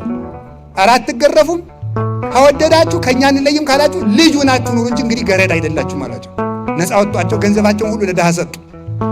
የቅዱስ ሚካኤልን ዝክር ይዘክሩ ነበር። በወር ቅዱሳን እንዲታሰቡ ዝክር የሚዘከርበት ታጣ። አንድ ቀን የቅዱስ ሚካኤል መዘከሪያ ሲያዝኑ ሲተክዙ ሲያዝኑ ሲተክዙ ኖሩ። ኋላ ዘክረው ጨርሰው ይሄ ኋላ የመጣ ታሪክ ነው። ሲዘክሩ ጦርነት መጣ። ሞተሌሚ የሚባል በዳሞት ወላይታ ውስጥ ያለ ቦታ ነው። ዳሞት የሚባል ቦታ ሞተሌሚ የሚባል ንጉሥ ተነሳ። ይህ ሰው በቃኝ የማይል ስልጣን የማይበቃው እንዲህ ያለ ሰው ነበር።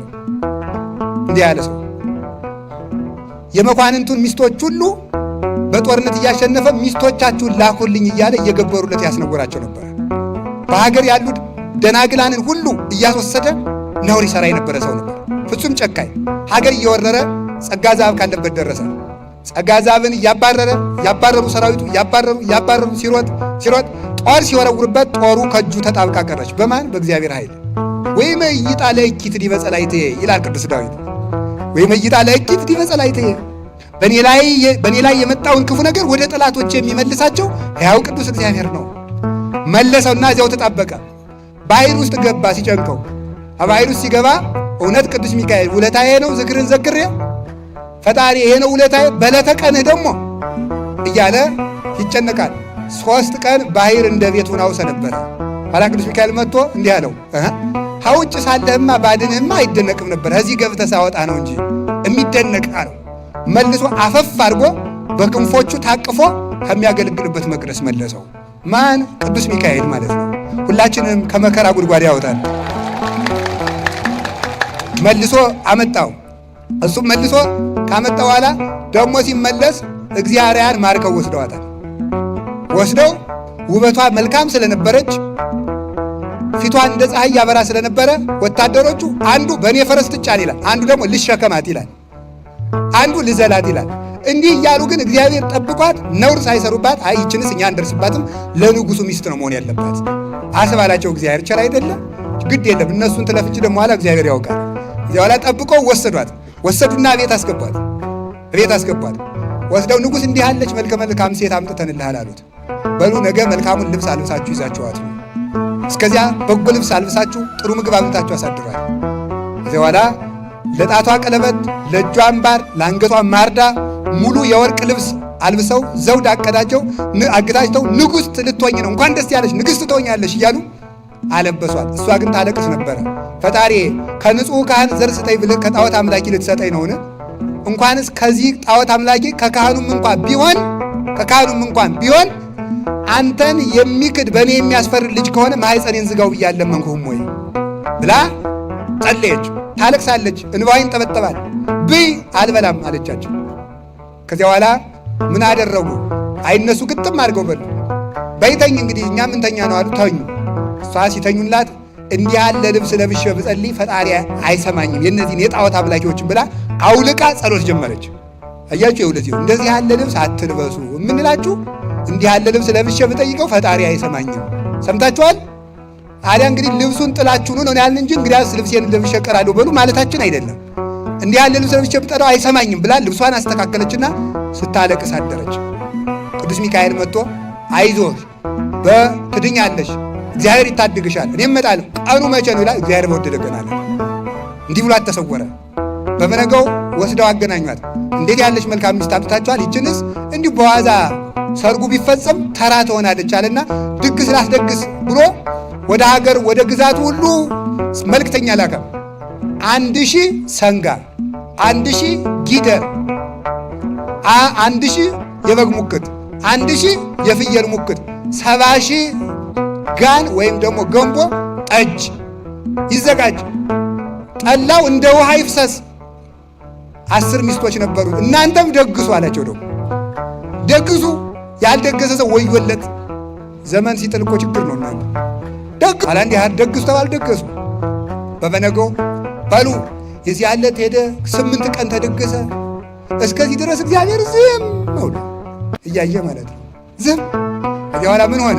በሉ እንግዲህ በፈረስ ጫኗት፣ ተጫነች። ከኋላ ያታርቋት ይላል ደግሞ ማለት ነው። ቀረብ አድርጉት ፈረሱን ይላል። እንዲህ ያለ እየተነደሱ በልቧ ታለቅሳለች። አይ ቅዱስ ሚካኤል ውለታዬ ነው ፈጣሪ፣ ለምንድን ነው እንደዚህ የምታደርገው?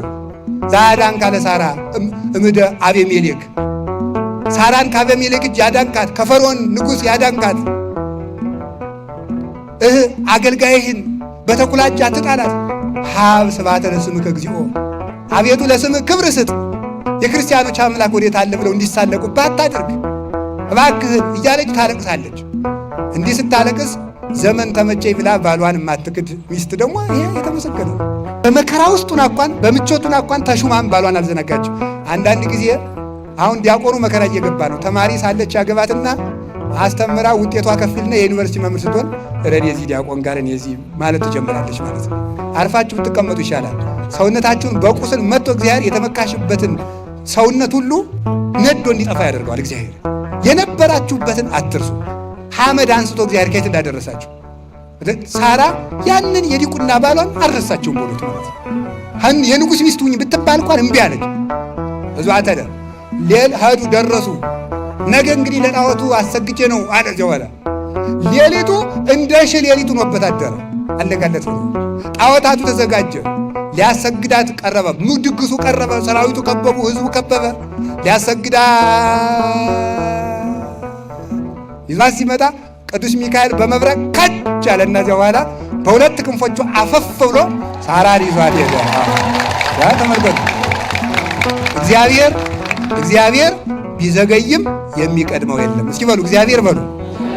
ቢዘገይም የሚቀድመው የለም። መጨረሻ ላይ መድረስ ያውቅበታል መድኃኒዓለም። መጨረሻ ላይ 3 ደቂቅም ሲከሰሱ ዝም ሲከሰሱ ኋላሳ ደግሞ ምን አደረገ? አይ እነዚህ ሰዎች እንጨት ይሰብሰብ ዝም፣ ጉድጓድ ይቆፈር ዝም፣ እሳቱ 49 ክንድ ይንደድ ዝም፣ እጅና እግራቸውን ይታሰሩ ዝም፣ ይወርወሩ ዝም። ሲወረወሩ ቅዱስ ገብርኤል ከች። መጨረሻ ላይ ማለት እግዚአብሔር ምን ጊዜም ይመጣል። እውነቴን ነው የምነግራችሁ። እግዚአብሔር ሊዘገይ ይችላል እንጂ አይቀርም። የእግዚአብሔር ፍትህ መጨረሻ ላይ ነው የሚመጣው። እግዚአብሔር ፍትህ መጨረሻ ላይ ይደረሳል። ብቻኛ ትዕግስቱን ያድላል። ታገሶ ለእግዚአብሔር ወእቀፍ ፍኖቶ ወውእቱ ይሬሰየከ ለምድር ይሬሰየከ ከመ ትሬስሳ ለምድር። እግዚአብሔርን ታግሰህ ጠብቀው። ብዙ ሰው ለጸሎቱ ትዕግስት የለውም። ዛሬ መልስ እንዲመልስልን እንፈልጋለን። ከቆየነው ግን እግዚአብሔር ጸጋ ይሰጣል። ምን አለ? ይህ ሞተ ለሚ ልቡ እንውዝ ሆነ። እንውዝ ሆነ ማለት ልቡ ጠፋ። ግደሉ ያለውን አድኑት ይላል። አድኑ ያለውን ግደሉት ይላል። 25 ዓመት ልቡ ጠፍቶ ኖረ። በልቶ አብሉኝ ይላል። ደግሞ ሲፈልግ ደግሞ በዚህ በአየር ላይ አዝናኑኝ ይላል። ወታደሮቹም እሺ እያሉ ዝም ብለው እያታለሉ ልቡ ስለጠፋ ዝም ይሉታል። ልቡ ጠፍቶ ልቡ ከሚጠፋበት ንጉሥ ያድናል።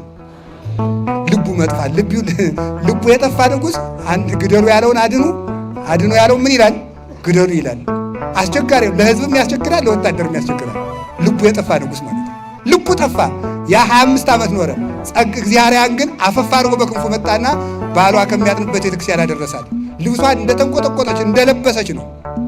ጸጋ ዛብ እየዞረ ሲያጥን ዘውድ የተቀዳጀች ንግሥት ቆማለች በሴቶች መቆሚያ። አጥኖ ሲጨርስ እመቤቴ ከወዴት መጥተዋል? ንግሥት ይመስላሉ። ደግሞ ሰውን ያህል ንግሥት ደግሞ እንደው ሰው ሳያስከትል ይመጣል? አዎ ንግሥትማ ንግሥት ነበርኩኝ። ነገር ግን ሞተ ለሚ ሰራዊቶችን አሽከሮችን አስከትቼ ስመጣ እሱ ቀምቶኝ አለችው። መልካም አሊያ ወደዚህ እንደምን መጣሽ? ጸጋ ዛብ የሚባል ቄስ ሚስቱን ሞተ ለሚ ማርኮበት እሱ ያገባኛል ብዬ አለችው። አረ እሱስ ካህን ነው፣ ሕግ ማፍረስ አይገባውም እና እንደዚህ አያደርግም፣ እሱስ ነውር ነው አላት። ሞተ ለሚ ማርኮበት የለ እንግዲህ ሚስቱ ዙሪያ አትመጣ። እግዚአብሔር እንኳን ከምርኮ ከሞት አስነስቶ ማምጣት ይሳነዋል ብለሽ ነው? ደግሞ መልክሽ ቃልሽ እሷን ይመስላል አለ። ኧረ እሱስ ሰው በቃል ብቻ አይደለም በመልክም ይመሳሰላል አለችው። እንዳያውቅባት ማለት ነው። ይመሳሰላል አለችው። አይ በል እንግዲህ ሞተ ለሚ አይመልሳትም ሲባል ሰምቻለሁና የምትወደውን ነገር ፈጥነህ አድርግ አለችው። አንቺ ሴት ዝሙትሽን እግዚአብሔር ያጥፋልሽ። ዘማውያን በእግዚአብሔር ዘንድ እንደ ውሻ ሬሳ ናቸው። እግዚአብሔር ንጹሕ ነገር ይወዳል አላት። ጽናቱን አይታ እኔ እግዚአብሔር ነኝ ብላ ክንብንቧን አወርዳ ገለጠችለት። እሱም ዝቅ ብሎ የእሷን እግር ሳመ። ለዚህ አበቃሽ እህቴ። እንዲከባበራሉ አባቶቻችን ማለት ነው። ለዚህ አበቃሽ እህቴ፣ እግዚአብሔር የተመሰገነ ይሁን። ፈጣሪውን ቀና ብሎ አመሰገነ። ትዳርን የሚጠብቅ እግዚአብሔር ነው። ብልጣብልጥነት ትዳርን አይጠብቅም። የሚጠብቀው ማን ነው? መድኃኒዓለም። እግዚአብሔር ጠብቆ ከክፉ ከአውሬ አፍ አውጥቶ ያመጣል።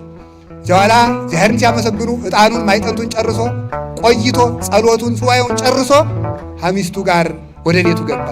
አቤቱ ሲገባ በዚያ ሌሊት መጋቢት 24 ቀን ሌሊት ተኝተው በሕልማቸው ራእይ አዩ። ያ ራእይ ምን ነው? እሷ ያየችው ፀሐይ ከምድር እስከ ሰማይ እየተተከለ የብርሃን ምሰሶ ተተክሎ አየች። ጳጳሳት፣ ቀሳውስት፣ ዲያቆናት ሁሉ ከበውት ሲሰግዱለት አየች። እሱ ደግሞ ከተኙበት አልጋ ስር ፀሐይ ሲወጣ ከዋክብት በክንፎቹ ታዝለው አየ። ደንግጠው ተነሱ። ምንድን ነው እንዲህ ያለ ራእይ አይቼ? ምን ነው እንዲህ ያለ ራእይ አይቼ? እግዚአብሔር ምን ያደርግ ይሆን በዘመናችን ብለው እግዚአብሔርን አመስግነው ዞረው ተኙ። ኋላ ቅዱስ ሚካኤል በልመጥቶ ያ ያልኩሽ ልጅ እኮ ተጸነሰ፣ ከምርኮ የማድንሽ ለአንቺ ብቻ አይደለም፣ ዓለም ሁሉ ቢመዘን አንዲቱን የጠጉሩን ዘለላ የማይመጥን ልጅ ስለምትወልድ ስለዚያ ልጅ ለክፉ አሳልፌ አልሰጥሽም ብዬሽ ነበረ። ያ የቀጠርኩት ቀጠሮ ደርሶ ያ ልጅ እኮ ተጸነሰ ዛሬ አላት። ከዚያ በኋላ በዚህ ተደሰተች። ያ ልጅ ተጸነሰ። ከዚያ በኋላ ተጸንሶ መጋቢት 24 ተጸነሰ። መጋቢት 24 ተጸንሶ ታኅሳስ 24 ቀን ብሩህ ተክለ ሃይማኖት ኮከብ ተክለ ሃይማኖት የዓለም ብርሃን ታኅሳስ 24 ቀን ተወለዱ። ዘያነብራ ለመካን ውስተ ቤቱ ማለት ይሄ ነው። መካኒቱን አክብሮ ልጅ ሰጥቶ የሚያከብራት የሚያስመሰግናት እግዚአብሔርን ስሟ እንድትነሳ ቅዱስ ዳዊት ነው ያለ። እኔ እኮ አይደለሁም። መካኒቱን በቤተ ክርስቲያን እየተመሰገነች እንድትኖር ያደረጋት ልጅ ሰጥቶ ማን ነው? ሕያው ቅዱስ ወልደ እግዚአብሔር ነው። ዛሬ ልጅ ተጸነሰ፣ ተወለደ። እንዲህ ይላል ሰሎሞን መጽሐፈ ምሳሌ ምዕራፍ 10 ምዕራፍ 11 ቁጥር 30 ላይ ማለት ነው። እምፍሬ ጽድቅ ይሰርጽ ዕፀ ሕይወት። ተመልከቱ፣ ከጻድቅ ፍሬ የሕይወት ዛፍ ይገኛል ሲበሉ፣ ከጻድቅ ፍሬ በሉ ምን ይገኛል? የሕይወት ዛፍ። ከጻድቁ ከጸጋ ዛፍ ከእናታችን ከእግዚአብሔር የሕይወት ዛፍ የሆነ ተክለ ሃይማኖት ይወለዳል። ይህን ያለ ማን ነው? መጽሐፍ ቅዱስ ነው። ጻድቃን የሚወልዱት ልጅ የሕይወት ዛፍ ይባላል። ክርስቶስ የሕይወት ዛፍ እንደሚባል እነሱ የሕይወት ዛፍ የሚባሉት ከክርስቶስ ጋር ተካክለው አይደለም። ሕይወትን የክርስቶስን ሕይወት በትምህርት በስብከት በጸሎት በቅድስና በምልጃ የሚያድሉ የሕይወት ዛፍ ይሆናሉ ማለት ነው። ይሄ ልጅ ተወለደ። ትምህርቴን እየጠቀለልኩ ነው። ተወለዱ አቡነ ተክለ ሃይማኖት። ለእነሱ ብቻ አይደለም ከጻድቅ የሚወለድ የጻድቅ ፍሬ የሕይወት ዛፍ ነው ተብሎ እንደተነገረ ተክለ ሃይማኖት የተወለዱ ለእናት ለአባታቸው ሳይሆን ለኃጥአን ጭምር የክርስቶስን ሕይወት የሚሰጡ የክርስቶስን ብርሃን የሚያበሩ የክርስቶስን ትምህርት የሚያስተምሩ ለታመሙት ፈውስ የሚሰጡ ፍትሕ የሚሰጡ ሃይማኖትን የሚያቀኑ አባት ተወለዱ። ተወልደውም በሦስተኛው ቀን ምን አደረጉ? እጃቸውን አንስተው አቡነ ተክለ ሃይማኖት ሃይማኖት ተገልጦላቸው አሃዱ አብ ቅዱስ አሃዱ ወልድ ቅዱስ አሃዱ ውእቱ መንፈስ ቅዱስ ብለው ቅዳሴ ቀደሱ። በሦስት ቀናቸው ማለት ነው። ማፈደቂቅ ወሕፃናት ይሄ እንዴት ይሆናል? እንዴት ሊሆን ይችላል? ማፈደቂቅ ወሕፃናት አስተዳሎ ከስባተ ከሕፃናት አንደበት ምስጋናን አዘጋጀ። በይንተ ጸላይ ወገፋይ ጸላይ ዲያብሎስን ገፋይ አይሁዳዊን ደስ አይበለው ብለህ ከሕፃናት አንደበት ምስጋናን አዘጋጀ። ከሕፃናት አንደበት ምስጋናን የሚያዘጋጅ እግዚአብሔር መዝሙር 8 ላይ እንደተነገረ ከተክለ ሃይማኖት አንደበት ምን አዘጋጀ? ቅዳሴን አዘጋጀ። እናታቸው እግዚአብሔር ምን አለች? ኧረ ልጄ ዝሰ ግብረ አቡከ ወለከሰ ጠቢዮ አጥባት፣ ይህ የአባት ስራ ነው፣ ያንተ ስራ ጡት መጥባት ነው፣ በልጥባ አለቻቸው። መልሰው ደግሞ እንዲህ ብለው አሃዱ አብ ቅዱስ አሃዱ ወልድ ቅዱስ አሃዱ ውእቱ መንፈስ ቅዱስ፣ ይኸው ወልዴ ልጄ ለረጅም ዘመን ኑርልኝ ስትቀድስ ልህ ብሎ አባቱም ደስ አለው። እንዲህ አለ ማን? ሰሎሞን መጽሐፈ ምሳሌ ምዕራፍ 23 ቁጥር 24 ላይ ሲናገር ሰናየ ያልህቅ ጻድቅ፣ ጻድቅን የወለደ ደስ ይለዋል፣ ሰርቶ ቀጦም ያሳድጋል። ወበወልድ ጠቢብ ይትፌሳህ፣ በጠቢበኛ ልጅ በተማረ ልጅ በተቀደሰ ልጅ አባት ደስ ይለዋል። በኋላ አባታችን አቡነ ተክለ ሃይማኖት በተወለዱ በሦስት ዓመታቸው በሀገሩ ድርቅ ሆነ። በሀገሩ ድርቅ ሲመጣ እነሱ የሚበሉት የሚጠጡት አጡ። የቅዱስ ሚካኤልን ዝክር የሚዘክሩበት አጡ። ጸጋ ዛፍ ቤተ ክርስቲያን ሄዶ ዝክር ታጎለ። ቢያንስ እግዚአብሔር የምጠራበት እጄን አታሳጠው ብሎ ጸለየ። እግዚአብሔር ልጇን ታቅፋ ከቤተ ክርስቲያን ውጭ ሁና ታለቅሳለች። ያለቀሰች ስትል አቡነ ተክለ ሃይማኖት ከቤት ይዘሽን ግቢ እያሉ ያለቅሳሉ። 3 ዓመታቸው ነው። ይህ ልጅ ምንድን ነው? ዝክር ታጎለለዋለሁ ቤት አስገብኝ ይላል። አፋቸው አልፈታም። ጣታቸውን እያመለከቱ ይዘሽን ግቢ ይላሉ። ይዛቸው ገባች። አሁን ደግሞ ትንሽ ርጋፊ ስንዴ ያለበት ቁና ነበረ። ወደዚያ ጣታቸውን እያሳዩ ደግሞ ያለቅሳሉ። አምጩ ማለት ነው። ምንድነው ይሄ ልጅ የሚያለቅስ ብለው ቁናውን ቀረብ ከዛ በኋላ ጣታቸው እንድቻ አድርገው የ3 ዓመት ሕፃን የለመለመ የሕፃን ጣት ወስደው ከቁናው ሲያስገቡት ርጋፊውን ስንዴ ሲነጉት ስንዴው እስከ ላይ ድረስ ሞላ። ከዚያሳ ማን ሞኛለ ደግሞ ሌላ ቁና አምጪ፣ ሰራተኞቹን ማለት ነው። ሌላ ቁና እያመጡ አቡነ ተክለ ሃይማኖት ይነኩታል፣ ይሞላል። አቡነ ተክለ ሃይማኖት ይነኩታል፣ ይሞላል። አቡነ ተክለ ሃይማኖት ይነኩታል፣ ይሞላል። ዘይቱን ደግሞ አመጣችና አስነካቻቸው፣ ሞላ። በረከተ እግዚአብሔር ላይ ደረሰ። ጻድቃን የእግዚአብሔር በረከት በጻድቃን ራስ ላይ ነው። እስኪ በሉ የእግዚአብሔር በረከት በሉ። በማን ላይ ነው? በጻድቃን ራስ ላይ ነው። መጽሐፈ ምሳሌ ምዕራፍ 10 ላይ ይህ መጽሐፍ ቅዱሳዊ ነው። ይህ መጽሐፍ ቅዱሳዊ ነው። ይሄንን በረከት እንዳናገኝ ነው ዲያብሎስ ቅዱሳን አያማልዱም የሚለው። የእግዚአብሔር በረከት በጻድቃን ራስ ላይ ነው። እንዲያውም በድርቁ ዘመን እንግዳ መጣ። እንግዳ መጥቶ እንጀራ በላችሁ፣ ጠላ አምሮኝ ነበር አለ። ጠላስ የለም። ጠላ አልባማ እንግዳ ምን ይሆናል? ትዝ ቢላት ደግሞ ልጇ ታምር ያደርጋል። ገባሬ ታምር ልጅ አለኝ አይደል? ውሃውን ቀዳችና ጣቷቸውን ስታስነካው ውሃውን ጠላ አድርጋ ጠጣቻቸው። አቡነ ተክለ ሃይማኖት በረከት ያደላቸው። ዲቁና ሊቀበሉ ሲሄዱ ዲቁና ሊቀበሉ ተቀብለው ሲመጡ ዲቁና እሳቸው ከአባ ጌርሎስ ዲቁና ተሹመው በሚመለሱበት ጊዜ ምንድን ነው የሆነው? ከጸጋ ዛፍ ጋር እንግዲህ ተገቡበት ቤት አቡነ ተክለ ሃይማኖት በግር ታጥቦ ሲደፋ የሰውየው ሚስት ታማ ነበረና ቻላቸዋል። ማን? አቡነ ተክለ ሃይማኖት። መንገድ ላይ ሲመጡ ውሃ ሲጠማቸው አፍልቀው አጠጥተዋል። ማን? ለሙሴ ያደረገ እግዚአብሔር ተክለ ሃይማኖት አደረገ። አባታችን አቡነ ተክለ ሃይማኖት ለክርስቶስ ብለው 40 ክንድ ገደል የተወረወሩ አባታችን አቡነ ተክለ ሃይማኖት 40 ቀን ለክርስቶስ ብለው ቅጠል እየበሉ የተቀመጡ አባታችን አቡነ ተክለ ሃይማኖት 7 ዓመት ያለ እህል የተቀመጡ እግዚአብሔር ቻል ካለው ይቻላል። አባታችን አቡነ ተክለ ሃይማኖት ፊታቸው ጣዖትን ለማጥፋት ፊታቸው በጥፊ እየተደበደበ የደሙ በቀፎ እየተለጎሙ ወደ ገደል የተወረወሩ ከዛፍ ላይ በገደል የተንጠለጠሉ እንዲህ እንደ ዛሬው ቀላጭ ከረባትና ሱፍ አድርገው ኢየሱስ አማላጅ ነው እያለ ቅዱሳን እንደሚሳደበው አልነበረ። ለክርስቶስ ዋጋ የከፈሉ አባት ናቸው። 2 ጦር በፊታቸው 2 ፊት በኋላቸው ተክለው 2 ጦር በግራ 2 ጦር በቀኝ ወደፊት ሲሰግዱ የፊቱ እየወጋቸው፣ ወደ ኋላ እንዳይጠጉ የኋላው እየወጋቸው፣ ወደ ጎን እንዳያርፉ የጎን እየወጋቸው፣ ወደ ቀኝ እንዳያርፉ የቀኙ እየወጋቸው እንዲህ የኖሩ ወንጌልን ዙረው የሰበኩ እምነታቸውን የገለጡ እንደ ኤልያስ ከጣዖት አምላኪዎች ጋር ተወዳድረው በሃይማኖት ድል የነሱ ጣዖት አምላኪዎች እንጨት አያይዘው ከእሳቱ መሃል ሆነው እየዘፈኑ ታምር እናደርጋለን እያሉ በምታት ከእሳቱ መሃል ሲመላለሱ አማትበው ጣዖት አምላኪዎች እንዲነዱ አድርገው እሳቸው ከእሳቱ ውስጥ የጸለዩ እሳትን ያጠፉ በባህር ላይ የተራመዱ ወንጌልን ያቀኑ ማናቸው? ብሩክ ተክለ ሃይማኖት ናቸው። 12 ንጹሐን ዛፎችን አብቅለው ኢትዮጵያን የቀደሱ የእሳቸው ገድል እንኳን ተረት ሊሆን እንኳን ጣዖት ሊሆን የእሳቸው ልጆች እነ እጨጌ ፊልጶስ በዘመኑ የነበረው ንጉሥ ውሽማ ልታበጅ አይገባም፣ እግዚአብሔር የፈቀደ አንድ ሚስት ነው እያሉ አማኑኤል የሚባለውን ጠንቋይ የተቃወሙ የተክለ ሃይማኖት ልጆች ናቸው። የአቡነ ተክለ ሃይማኖት ልጆች ጣዖትን ያጠፉ እነ እጨጌ ፊልጶስ ዛር የሚያነግሱትን ጥንቆላ የሚወዱትን ሁሉ ጸሎት እያደረጉ ያጠፉ ሃይማኖትን ያቀኑ ናቸው እንጂ ጣዖት የሚያመልኩ አይደለም። የሚሰራ ሰይጣን ይባላል።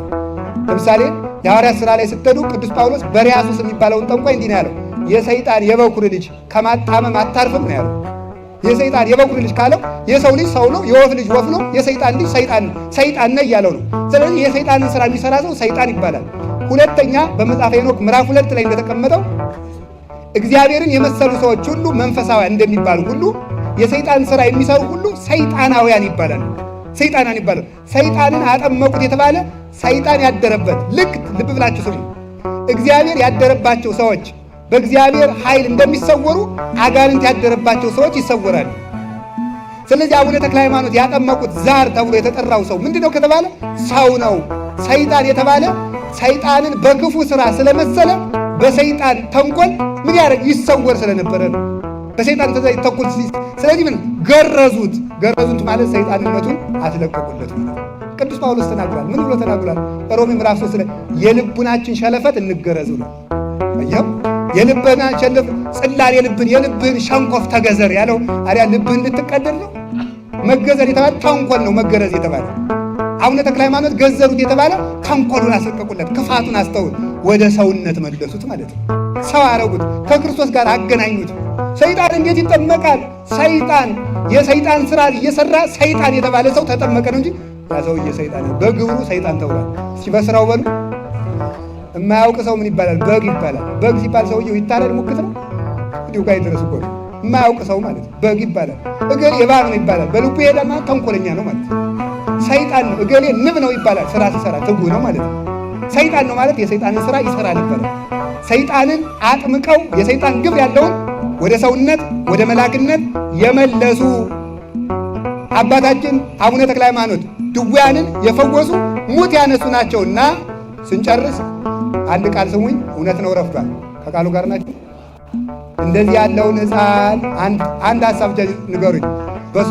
በሶስት ቀናቸው ያመሰገኑ፣ በሶስት ዓመታቸው ያበረከቱ፣ ውሃን ወደ ወተት የለወጡ፣ ውሃን ወደ ጠላ የለወጡ፣ ለአራዊትና ለዝንጀሮ የሚያዝኑ፣ ሰይጣን ወደ ሰይጣንነት የተቀየረን ሰው ወደ ሰውነት የመለሱ፣ ጣዖት አምልኮን ቀጥቅጠው ያጠፉ፣ ወንጌልን በኢትዮጵያ ምድር በዕርፈ መስቀል አስረው የዘሩ፣ ድውይ የፈወሱ የሃይማኖት ገበሬ አቡነ ተክለ ሃይማኖትን የተቀበለ ክርስቶስን ይቀበላል። እንደዚህ ያለውን ሕፃን የተቀበለ ክርስቶስን ይቀበላል። አቡነ ተክለ ሃይማኖትን የተቀበለ ክርስቶስን ይቀበላል። ወስብሐት ለእግዚአብሔር። ይቆየን።